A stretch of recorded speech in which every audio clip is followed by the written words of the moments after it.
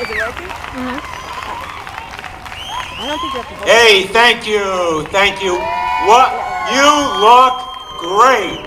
And I am so proud to be here today. There isn't a place in the world I would rather be than right here with you in the shadow of our state capitol on this wondrous day.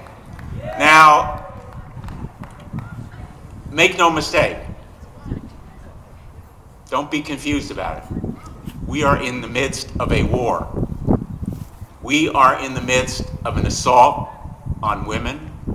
We are in the midst of an assault on women's health care, women's rights, women's power to make decisions. And that war is ongoing right now in the nation's capital and in capitals around the United States. Are we going to win that war? Wait a minute. Are we going to win that war? We are going to win that war because it is the right thing to do, and we are on the right side of history. And we are going to win that war for women around the world. Now, I arrived in Washington about a year and a quarter ago, and the very first month, in the very first votes that I had to cast, there was a bill called H.R. 1, which was going to cut back on the funding available for women's health care, in effect, defund Planned Parenthood and eliminate cancer screening and mammography screening and all kinds of health care services that women deserve and need. And since that time, when we defeated that effort, that war has continued. And we will defeat every effort by the far right in this assault on women's health care. We're going to remain steadfast, and we are going to win this war because of you. Now, I cast votes, and I come back to Connecticut. I'm back here every weekend because we need your strength. Your being here today is worth 1,000 words. You've heard the old saying, a picture is worth 1,000 words. This picture is worth 1,000 words. I'm going to take this picture back to Washington. Whenever anyone asks me, do women care? Are women willing to stand strong and speak out? This picture says it.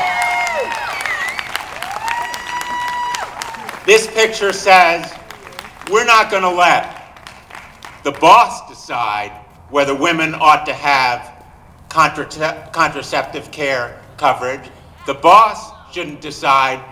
The employer shouldn't decide. Women should decide whether they want contraceptive care coverage. We're not going to let Washington decide whether there ought to be cancer screening at Planned Parenthood clinics. It's the woman who should decide whether she wants to go to that clinic, whether she wants contraceptive care, whether she wants screening. She should decide her own fate, not some bureaucrat in an insurance company or even a United States senator. It ought to be women who make those decisions. And on pay inequality, 77% is just not enough.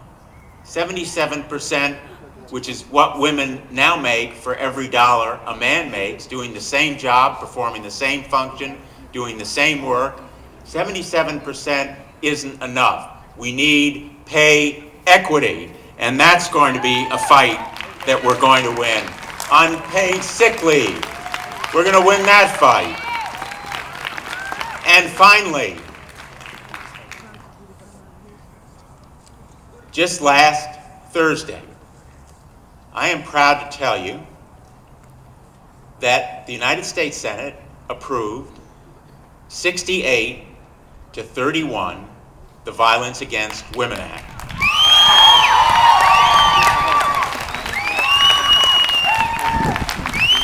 Now, you know, this should not be a partisan fight. When a woman comes or calls the police, and I know as a law enforcement guy, as someone who was Attorney General and United States Attorney, nobody asks the victim, are you Republican or Democrat?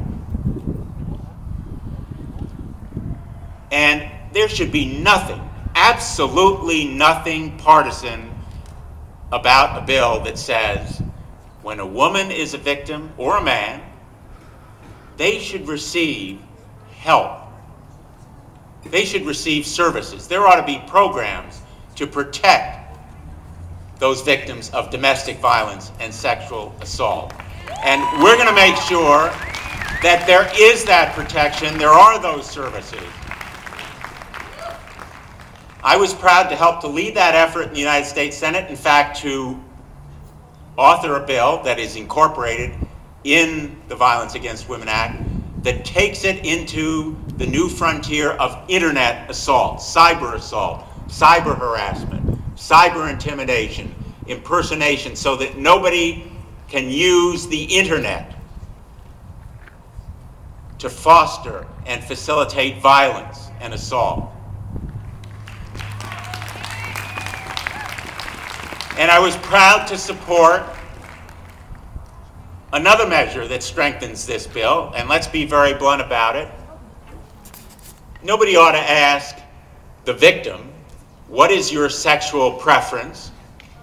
Are you a man or a woman? There should be support in these services for gay and lesbian who are victims, as well as heterosexual. And Native Americans. No victim of domestic violence or sexual assault should go unprotected. Everyone deserves that basic American right. So we're going to continue this fight. We're going to win this fight. We're going to make sure the House passes the Violence Against Women Act, and we're going to hold accountable anyone in elective office, anyone who fails to respect the rights of Americans, and you're here about the rights of Americans, and we are going to win in this war against women. We're going to win for America, for my daughter, for my 3 sons, for your children, for everyone here, for the next generation of America, for the future of America, and thank you so much for showing us the way. God bless you. God bless America. Thank you.